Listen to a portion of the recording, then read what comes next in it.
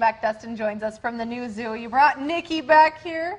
This is a limbless lizard. It's not a snake. I've been informed that many times now. Yeah, but yeah. It looks like a snake. A lot of people like to think that it's a snake. It's just a species of lizard that does not have any limbs. He's a little feisty, yeah. The main difference between, say, like this or a snake would be is that he has movable eyelids. It's okay. Like totally It's all right. He's not going to get you. He's just a little feisty this morning. He has movable eyelids, and on his belly they have several rows of scales, whereas a snake will only have kind of one row. They're called ventral scales. So even though it does look very similar to a snake, he's actually a lizard. There's lots of species of lizards that actually don't have legs. I did not know that. He's native to Europe. These are actually very common in Europe. They're called the glass lizard because, interesting fact, they a lot of lizards will actually break off their tail when they're threatened. You know, you ever seen a lizard? You kind of pick it up and its tail will break off. Well, he can do the same thing, except he's called a glass lizard because he can break off his tail and literally shatter it into many, many pieces. Wow.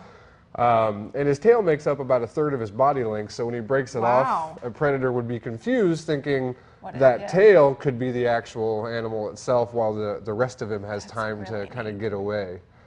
Okay, we're going to leave Nikki alone for a little bit to see if he calms down. Well, we talk about the zoo camp you guys have coming up in July. Yeah, it's actually been very, very popular. This will be our 3rd year, I believe, in a row running it.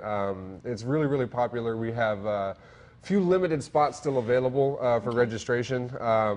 There are classes that are going to be running throughout the entire month of July. Monday through Friday, the kids arrive at the zoo around 8:30, 9 o'clock, and they stay there till about 3. They get to see a lot of different animals. They get to meet a lot of different animals in the classroom, make crafts, things like that. It's a really fun experience, and like I said, we're kind of running out of available spots. So if you wanted to register your child, you guys have so many new things for them to check out this year. Oh, yeah. A zip line. Our adventure park is opening up May 7th, actually. We have the zip line as well as the high ropes course. It's going to be really, really popular. It's the first attraction of its kind in the area, the only attraction of its kind in the area. So we expect to see a lot of people out at the zoo, especially for that this summer. So. Okay, and that the zoo camp is only $20 to $25. 20 for members, 25 for non-members. So we're going to leave you with some information on how you can get registered for that. Thanks so much for coming in this morning. Thanks for having us.